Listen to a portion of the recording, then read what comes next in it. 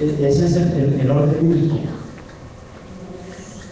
¿Cómo se administra una congregación? Ahí también lo encontramos en la Biblia, y especialmente en el libro de los Hechos. Cuando el apóstol Pablo decía que iba confirmando, que iba visitando las iglesias que habían fundado, ellos no iban de paseo, ellos iban a la visitación de las congregaciones. Mire, hermano, esto lo digo para que nosotros entendamos que si un directivo va a hacer un recorrido, él no está paseando, está haciendo lo que la Biblia dice. Amén. No porque nuestro pastor sea el supervisor, estoy diciendo esto, no. Es que si hay algún pastor que visita obras, es porque está cumpliendo lo que la Biblia dice. Amén. Está cumpliendo, porque eso era lo que hacían los que fundaban iglesias, especialmente el apóstol Pablo. Él iba estableciendo en cada ciudad ancianos, quiere decir pastores, y después volvía otra vez y los visitaba, y si tenía que llevarles una nueva carta inspirada por Dios, la llevaba, o si no tenía con quién llevarla, la enviaba para que fuera leída allá. Ahí todo eso lo encontramos en el libro de los Hechos. ¿Cómo enviar obreros? Ahí en el libro de los Hechos está especificado cómo funciona Dios para enviar un obrero. La característica número 1 para poder enviar un obrero, ¿qué dice Hechos 13? Había en la iglesia de Antioquía maestros, ¿qué más? Profetas, diáconos. Ahí está en el libro de los Hechos, capítulo 13. ¿Algún hermano que lo lea? Santo celular. Profetas, maestros. Había en la iglesia de Antioquía profetas y maestros. Bernabé, Simón, Lucio, de Sireno, Anaín, que había criado junto a él. Tetrarca. Ministrando esto el Señor y ayunando, dijo el Espíritu Santo: apartarme a Bernabé y a Saulo para la obra a los que he llamado. Ustedes, habiendo ayunado y orado, les impusieron las manos y los despidieron. El otro versículo, hermano. Ellos entonces, enviados por el Espíritu Santo, descendieron a Seleucia y de allí navegaron. Amén. Entonces, note que la característica número 1 para poder enviar un obrero es que el obrero esté donde, en la iglesia, y si no está. Miren la categoría del apóstol Pablo ya en el capítulo 13. Un hombre que había visto al Señor Jesús. ¿Cuántas cosas le había revelado al Señor Jesús ya al apóstol Pablo? Pero un creyente común y corriente en la iglesia de Antioquía, ahí, como ahí ocurre, ahí sentadito. Con lo que Dios le había dado al apóstol Pablo, si en el apóstol Pablo hubiera habido rebeldía, soberbia, él pudo haber seguido a predicar por su propia cuenta, ¿cierto? Pero note que la Biblia dice que ahí estaba, como está cualquier hermano acá, ahí estaba sometido a la iglesia. Entonces note que el punto principal es que tiene que estar en la iglesia, porque si en la iglesia no está y se va por su propia cuenta, ¿quién lo manda? Él solo. Está solito. Pero la Biblia dice que habiendo orado y ayunado, les impusieron las manos y los despidieron. Entonces, enviados por el Espíritu Santo. Y Dios es el Espíritu. Entonces, note que para poder enviar obreros, hay que estar en la iglesia. Si no está en la iglesia, no hay nada que hacer. Ojo, porque se levanta mucha gente hoy en día. Y se levantará. Hoy en día está de moda los tales predicadores independientes, ¿cierto? Como cualquiera que vaya a un negocio, una fábrica y aprende el arte, pues independiza. Se está tratando el evangelio como algo similar. Y la Biblia tiene un orden. Y ahí encontramos. Y eso no cambia. Eso no va a cambiar nunca. Porque si eso cambiara, entonces la Biblia dice que Dios es inmutable. Amén. Entonces, ¿cómo enviar obreros? ¿Cómo sostener obras? Ahí en el Hecho de los Apóstoles, ahí encontramos cómo sostener obras. ¿Qué hacían los apóstoles para sostener obras? ¿Cómo? entregaban sus posesiones. ¿Señor? Las ofrendas. Ahí no habla de que el apóstol Pablo, ¿cuál era su oficio del apóstol Pablo? Hacer tiendas, o sea, carpas, porque en el desierto necesitaban ese tipo de vivienda. Era hacer carpas, o sea, hacer tiendas, o sea, hablemos aquí coloquialmente, como usted tener un excelente camping. ¿Sí? Eso es lo que ellos hacían. Y dice la Biblia que el apóstol Pablo comenzaba a hacer hartas tiendas para vender y revender y comenzar no tanto. Escuchen, ofrendando.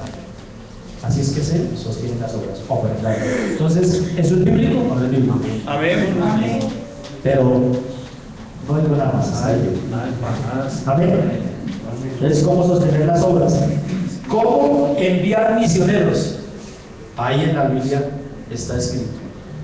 Ese libro 13 de Hechos, ahí es donde el apóstol Pablo comienza su primer viaje misionero, pero note que ya había pasado bastante tiempo, ya habían pasado alrededor de más de 20 años de él haber sido convertido al evangelio.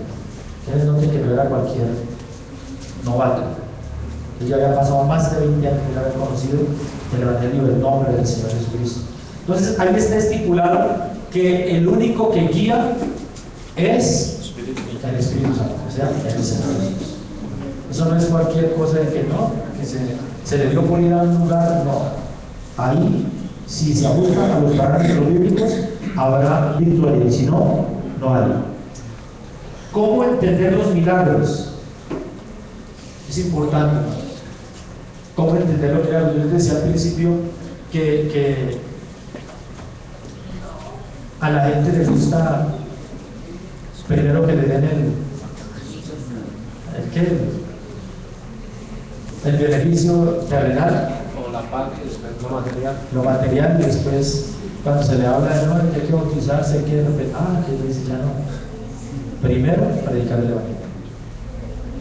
No hay de otro, hermanos. ¿Para qué es dado el creyente el Espíritu Santo? ¿Cómo administrar la fraternidad? También lo encontramos en el libro de los Hechos. Porque si había algo en la iglesia primitiva, llamémoslo así entre comillas, es algún título que alguien le dio, pero ¿cómo era la fraternidad de la iglesia del Señor Jesucristo? Ahí lo encontramos. La Biblia dice que ellos tenían todo en común y eran de un solo sentido. Eso es fraternidad. ¿Cómo administrar, cómo organizar la ayuda a los necesitados? Todo eso lo encontramos en el libro de los Hechos. La ayuda a los necesitados es bíblica. Y el apóstol Pablo dice que él procuró hacerlo con diligencia, o sea, con prontitud. Pero también encontramos cómo es el orden para dar ayuda, darle asistencia al que lo necesita. Amén. Amén, amén. Porque una cosa es darle una ayuda a algún miembro de la congregación cuando le llega alguna eventualidad, y otra cosa es traer al inconverso a punta de ganchos para que se convierta. Ya que no le dé mercado, hasta ahí se convirtió. Entonces, por eso es importante, mis amados hermanos, tener en cuenta eso. ¿Cómo entender el juicio del Espíritu Santo? ¿Ustedes se acuerdan de ese episodio de Ananías y Zafira? Amén. Eso lo encontramos en el libro de los Hechos de los Apóstoles. ¿Cómo nombrar diáconos, servidores? Eso lo encontramos en el libro de los Hechos. ¿Quién era Esteban? Imagínense, yo me pongo a pensar, hermanos, que la Biblia dice que los apóstoles estaban dejando de enseñar la palabra del Señor por atender a las viudas, o sea, a las mujeres necesitadas. Lógico que cumplieron un requisito, ¿no? Por eso en la Biblia está estipulado quiénes deben recibir el beneficio de la ayuda económica. Entonces, dice la Biblia que los apóstoles estaban ya agotados porque solamente atendiendo a las mesas y la palabra de Dios estaba haciendo dejado de lado. Entonces se reúnen ellos y dicen, no es lícito que nosotros sirvamos a las mesas y dejemos de enseñar la palabra de Dios. Entonces hicieron la propuesta de nombrar hombres, escuchen, para distribuir mercados o alimentos preparados. Hablemoslo así porque eso es lo que dice la Biblia, ¿verdad? se necesitaban ser llenos del Espíritu Santo. Ojo con eso. Solamente para repartir mercados o comida preparada se necesitaba que fueran llenos del Espíritu Santo, de buen testimonio, llenos de sabiduría. Miren las características solamente para eso. Por eso nosotros, eso a mí me causa gran preocupación, porque nosotros tomamos el servicio del Señor muy a la ligera y pensamos que le podemos servir al Señor de cualquier manera, con relajo, sin oración, sin nada. ¿Cómo? Sin nada. Yo cada vez que leo esa partecita, yo digo, bueno, si solamente para repartir los mercados y servir algún alimento preparado a la gente necesitada, se necesitaba ser lleno del Espíritu Santo, se necesitaba de ser de buen testimonio y de sabiduría. ¿Cómo estamos nosotros entonces en cuanto al servicio al Señor? Eso nos lleva uno a pensar, eso nos lleva uno a no sé, no a que nos demos garrote ni a matarlo ni nada, sino mirar si verdaderamente le estamos sirviendo a Dios con agrado o si tenemos que mejorar. Y yo estoy seguro que todos tenemos que mejorar, todos. Entonces, a mí, yo cada vez que leo eso y digo, bueno, pero es un oficio simple, ¿cierto? Que cualquiera lo podría hacer: distribuir ayudas, distribuir mercado. Pero resulta que eso tiene mucho que ver, porque el ser humano es muy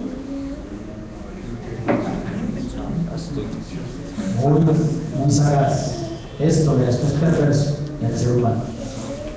Así como usted encontrará gente pidiendo ayudas al gobierno y tienen casa, tienen carro, tienen hasta empresa, tienen de todo, y están por allá quitándole al que verdaderamente lo necesita. Si usted y yo tenemos lo suficiente, ¿para qué más? ¿Para qué iba a pedir algo que no? Y así hay mucha gente que tiene de todo, pero va a pedir. Entonces son gente que son audaces para engañar, para mentir. Por eso es que se necesita gente con sabiduría, porque podremos encontrar gente llena del Espíritu Santo, pero si no es sabio, no puede ejercerlo. Y por eso a muchos llegan y engañan y ponen unas caritas y meten unos cuentos, cosa impresionante. A mí me pasó una ocasión y fue en el trabajo, menos mal que no fue aquí en la iglesia. Yo tenía un repuesto, así me salgo un poquito del contexto. Tenía un repuesto que era escaso en esa época para un Mazda. Aparte de eso, era original, ya no se conseguía. Un sábado llegó una persona que necesitaba este repuesto. Y le dije, claro, yo lo tengo. Lo bajé y se lo mostré. Y lo miró por todas partes. ¿Cuánto vale? Le dije, creo que le dije, vale 60,000 pesos. Y me contó una historia, Dios mío, casi lloraba. Y eso me daba vueltas y miren, que es que no sé qué, que es que se me va a ver el carro y no tengo ni con qué arreglarlo para darle la comida a los muchachitos, y además tengo uno pequeñito que no tengo ni para llevarle pañales, y el carro va bravo, y el carro no sé qué, y si soy más, y tanto así me conmovió que se lo dejé en 20,000 pesos de 60. Bueno, entonces, pensé yo que se iban a rebuscar con monedas o con algo así para pagarme, y bueno, descargó el repuesto mío que él traía en el piso y el que yo le di, y se metió la mano al bolsillo interno de la chaqueta. Oiga, sacó una cantidad así de billetes de 50,000 pesos. Yo creo que tenía por ahí unos 4 millones de pesos. Y buscando un billete, y no encontró ahí. Entonces no encontró un billete de 20,000 pesos. Lo guardó y me sacó el bolsillo y sacó los dólares. Yo le dije, vea, porque soy caballero y tengo palabra, y dije que se lo haga eso, se lo debo a eso, pero usted es un miserable. Entonces, ¿se necesita sabiduría? Se necesita sabiduría. ¿Podrán llegar aquí, mejor dicho, con? Entonces, mis amados hermanos, ¿cómo nombrar diáconos? La imposición de las manos. Todo eso lo encontramos. Hay peligro en imponer las manos ligeramente a otros. Amén. Amén. Todo eso lo vamos a aprender, los hermanos, cuando hagan el desarrollo de los diferentes capítulos, vamos a aprender todo eso. cómo enfrentar las cárceles y prisiones. Amén. Y además, el primer concilio que hubo de la iglesia no fue en Roma como a muchos engañaron, sino en Jerusalén. Amén. Y era para tratar tema exclusivo acerca de la salvación por fe, por la gracia del Señor Jesucristo. Amén.